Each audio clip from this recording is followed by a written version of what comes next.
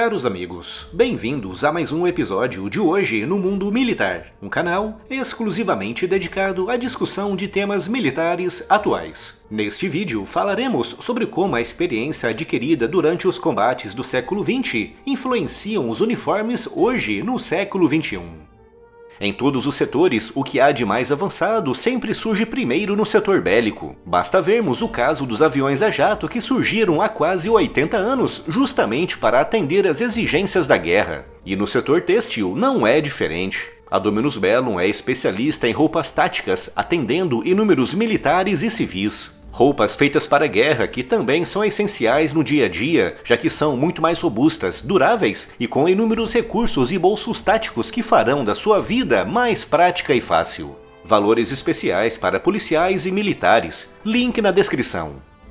Em 1914, no início da Primeira Guerra Mundial, todas as grandes potências enviaram seus soldados para o combate com uniformes muito pouco adequados. Começando logo pela cor, com os exércitos vestindo seus combatentes da mesma forma que faziam no século XIX, com destaque para o exército francês, equipado com calças em um tom vermelho berrante que os transformavam em alvos bem visíveis no campo de batalha.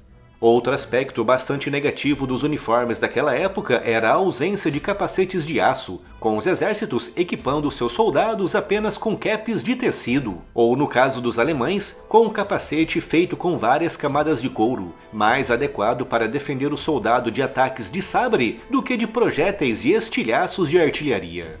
Como era de se esperar, a conjugação de uniformes em cores berrantes e a ausência de proteções adequadas, principalmente para a cabeça, resultou em uma taxa elevadíssima de baixas nos primeiros 6 meses do conflito, com os franceses tendo sido os primeiros a inovar, introduzindo uniformes em cores mais neutras. E em 1915, o Adrian, o primeiro capacete de aço moderno que podia ser facilmente produzido em série.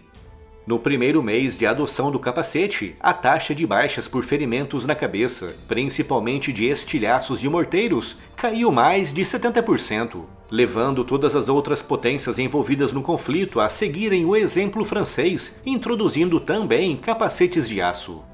No século XIX, antes da Primeira Guerra Mundial, os combates não costumavam se desenrolar por muito tempo em um mesmo local, com os exércitos permanecendo em um campo de batalha pré-designado apenas pelo tempo em que durava o combate, retirando-se logo em seguida. Mas na Primeira Guerra Mundial, com o advento das metralhadoras e de obuseiros com cadências de tiro muito maiores, os exércitos foram obrigados a se entrincheirar ao longo da frente de combate em milhares de quilômetros de trincheiras extremamente insalubres. Com as chuvas, as trincheiras se inundavam, obrigando os soldados a permanecerem horas ou mesmo dias inteiros com os pés molhados, resultando no terrível pé de trincheira, que se não fosse tratado logo no início, poderia resultar até mesmo em amputações.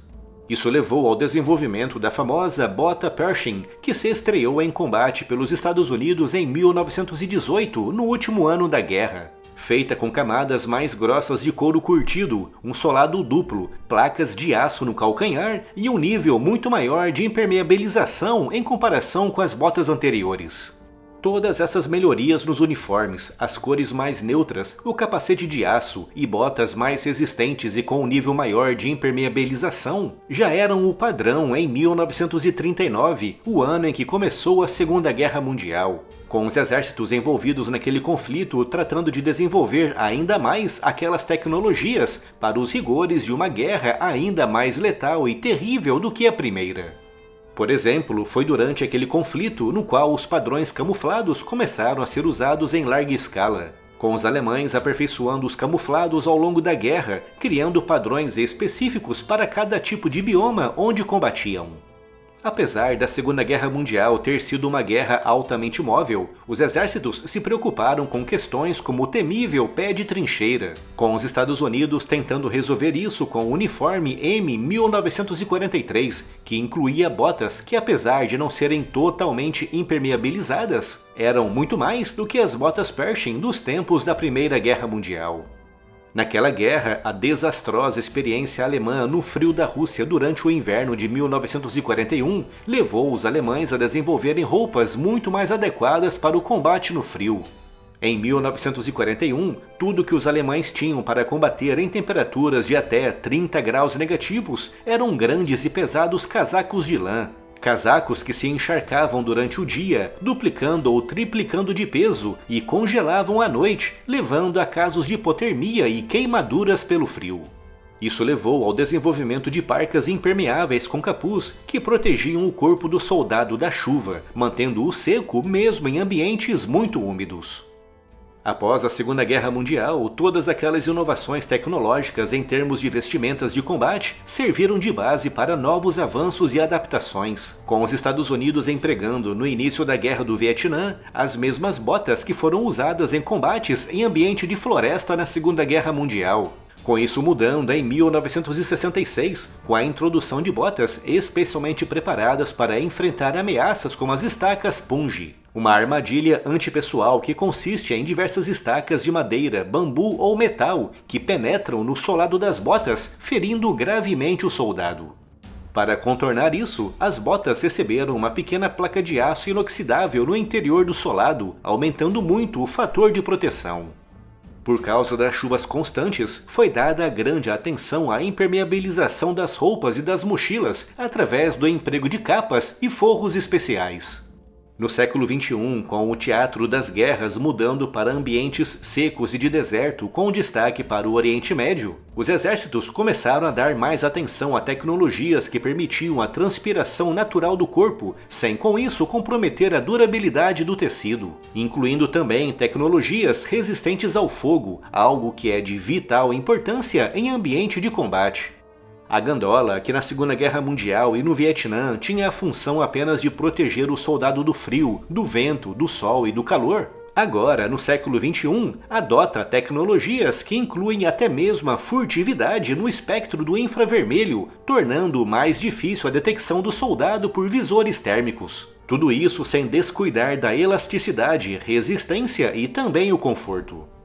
As calças, o elemento da vestimenta mais castigado, além de ter adotado todas essas tecnologias, transformou-se em uma peça altamente útil com a adoção de bolsos amplos e resistentes.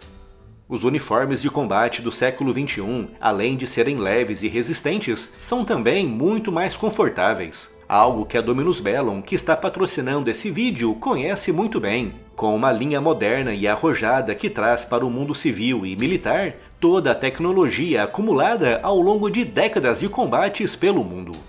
Além da tecnologia dos materiais, a Dominus Bellum adotou as funcionalidades práticas que evoluíram ao longo desses anos, com bolsos seguros e resistentes que podem facilitar muito a sua vida.